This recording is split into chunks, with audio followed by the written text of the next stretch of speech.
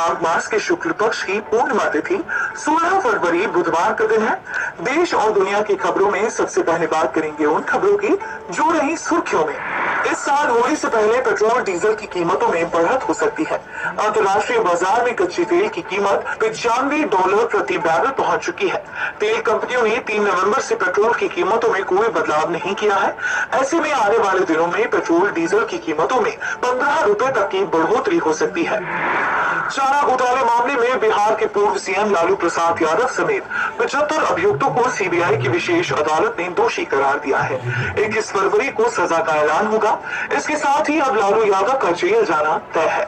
देर रात पंजाब से लौटते वक्त मशहूर एक्टर दीप सिद्धू की सड़क हादसे में मौत हो गई। हादसे के वक्त दीप सिद्धू ही कार चला रहे थे।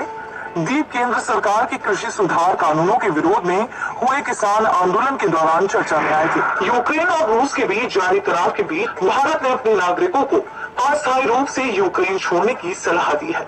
कीव में मौजूद भारतीय दूतावास ने खास तौर पर यूक्रेन में मौजूद भारतीय छात्रों को स्वदेश लौटने के लिए कहा है। एक्ट्रेस आलिया भट्ट की upcoming film Gangubai Kathiawadi release होने से पहले ही विवादों में घिर गई है।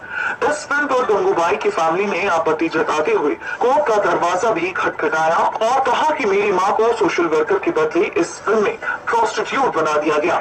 चलिए अब आपको बताते हैं वो इवेंट्स जिन पर रहेगी आज हमारी नजर।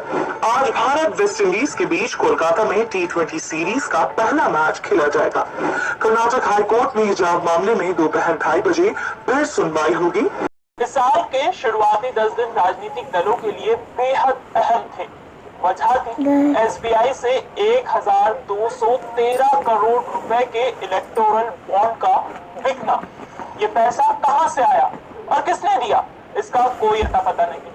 कितनी अजीब बात है ना कि एक तरफ हम आप जैसी जनता अपनी कमाई और खर्च की एक एक पाई का हिसाब सरकार को देती है, लेकिन राजनीतिक दलों ने खुद को बचाने के लिए एक साथ कई कानूनों में बदलाव। एंड अप में देखिए कैसे पॉलिटिकल चंदा बना काले धन का धंधा। फंडिंग का फंडा थोड़ा कॉम्प्लिकेटेड है, लेकिन हम आपको इसे आसान से आसान भाषा में समझाएंगे। भारत में किसी भी राजनीतिक दल को 4 तरीके से फंडिंग होती है। सीधे लोगों से, कॉर्पोरेट घरानों या कंपनियों से, विदेशी कंपनियों से, पब्लिक या सरकारी फंडिंग से। इन सभी तरीकों से पार्टियों को मिलने वाली रकम का हिसाब किताब करें तो साफ हो जाएगा कि फंडिंग का ये काला खेल मोटे तौर पर 3 तरह से चल रहा है: कैश, इलेक्टोरल बॉन्ड और विदेशी कंपनियों से मिलने वाला डोनेशन। एक एक कर अब इन तीनों को समझते हैं। कोई भी इंसान 2000 रुपए से ज्यादा का चंदा कैश में नहीं दे सकता। इससे ज्यादा की रकम डीडी, चेक या इलेक्ट्रॉनिक ट्रांसफर और इलेक्टोरल बॉन्ड के जरिए ही दी जा सकती है। अगर कोई 20,000 रुपए से ज्यादा का चंदा देता है तो पीपल्स रिप्रेजेंटेशन एक्ट 1951 के तहत पार्टी को डोनर का नाम चुनाव आयोग को बताना होता है। 20,000 से कम वाले लोगों को ऐसा करने की जरूरत नहीं है, लेकिन ध्यान देने वाली बात है कि अगर कोई शख्स इलेक्टोरल बॉन्ड के जरिए 20,000 से ज्यादा का चंदा देता है तो उसका नाम गोपनीय रखा जाता है। अब ये मत पूछिएगा ऐसा क्यों होता है। काले धन को हजम करने इसे समझने के लिए मिलिए कल्लू पार्टी से। एक भाई साहब ने कल्लू पार्टी पीपल्स रिप्रेजेंटेशन एक्ट यानी कि पीआरए के कायदों के अनुसार चले तो कल्लू पार्टी की ये जिम्मेदारी बनती है कि वो चंदा देने वाले भाई साहब को बताएं, लेकिन कल्लू पार्टी ऐसा नहीं करती। ऐसा क्यों? क्योंकि पार्टी इस कैश चंदे को अलग अलग 2-2 हजार रुपए चंदे के रुपए में दिखाती है।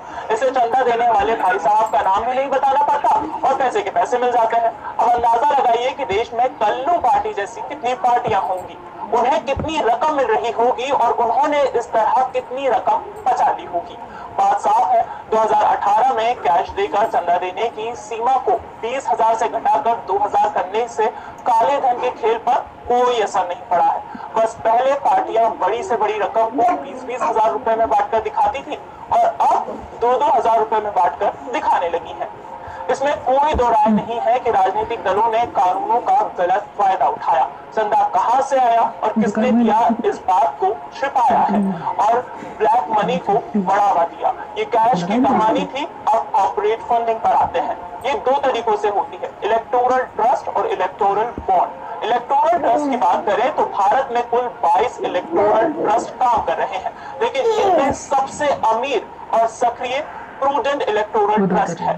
कंपनियां इलेक्टोरल ट्रस्ट को पैसा देती हैं और फिर ये ट्रस्ट यही पैसा पॉलिटिकल पार्टियों को चंदे में देती है। कंपनी एक्ट 2013 के सेक्शन 182 के तहत इलेक्टोरल ट्रस्ट में चंदा देने वाली कंपनी कम से कम 3 साल पुरानी होनी चाहिए। इसके अलावा कोई भी कंपनी अपने पीछे 3 सालों के नेट प्रॉफिट के औसत का 7.5% से ज्यादा चंदा नहीं दे सकती। कंपनी को अपने बही खाते में राजनीतिक चंदे को दिखाना जरूरी है। बोर्ड ऑफ डायरेक्टर्स की मंजूरी भी जरूरी है। नियमों को तोड़ने वाली कंपनियों को दिए गए चंदे के 5 गुना तक पेनाल्टी देना होता है। 2019 के चुनाव से ठीक पहले भाजपा को कुल 2400 करोड़ रुपए का चंदा मिला था। इनमें देश के सबसे बड़े ट्रस्ट की ओर से भाजपा को करीब 144 करोड़ रुपए मिले थे। प्रूडेंट ट्रस्ट को मिली कुल रकम का ये पैसा करीब 85% था।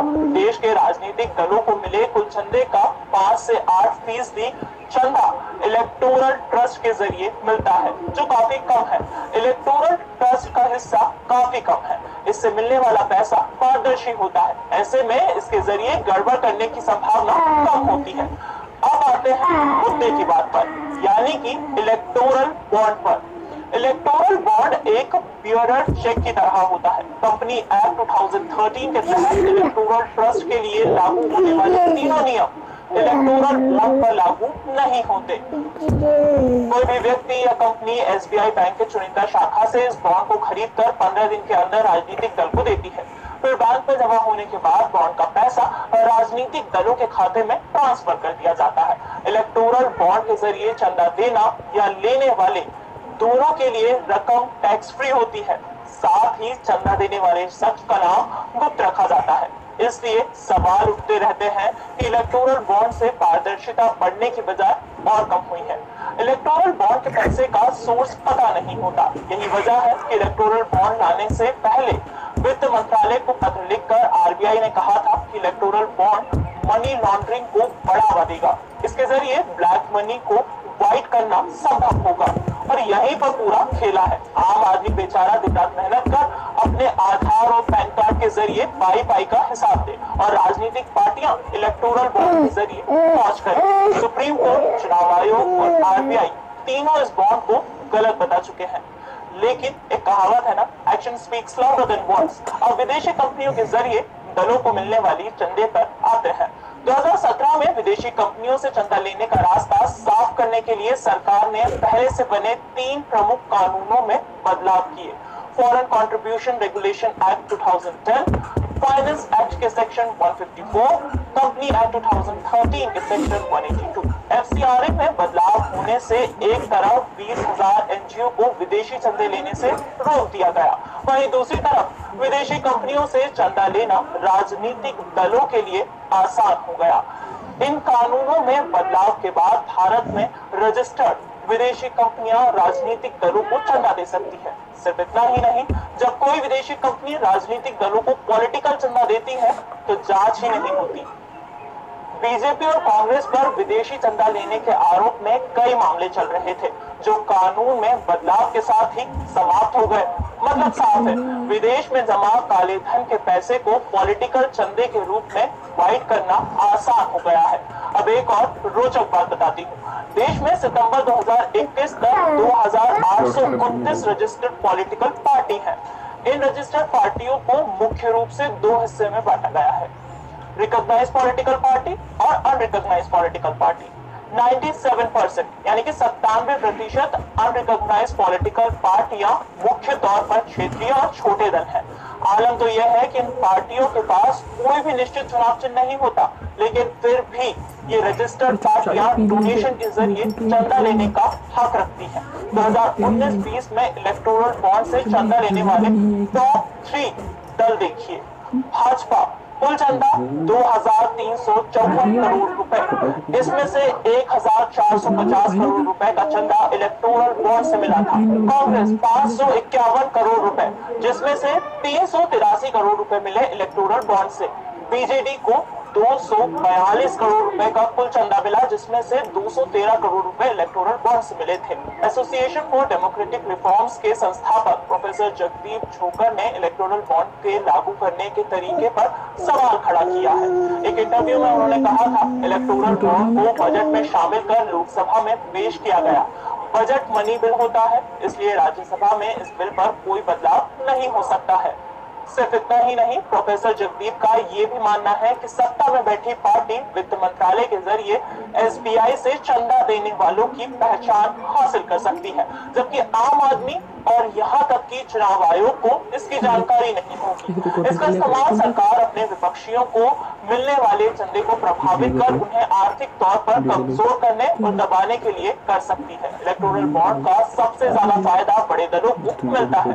राजनीतिक दलों को जब ज्यादा चंदा गुमनाम कॉर्पोरेट से मिलता है तो इससे सरकार के फैसलों में कॉर्पोरेट घरानों की दखल बढ़ जाती है। सरकार उनके फायदे के लिए फैसला लेती है और जिस वोट के जरिए आम आदमी उन दलों को चुनकर लाता है, उस वोट से होने वाले विकास ठंडे बस्ते में चले जाते हैं। तो समझे कैसे पॉलिटिकल फंडिंग की काली दुनिया ने अपने पैर पसार लिए हैं। और भी ऐसी खबरों के लिए जुड़े रहिए दैनिक भास्कर अखबार।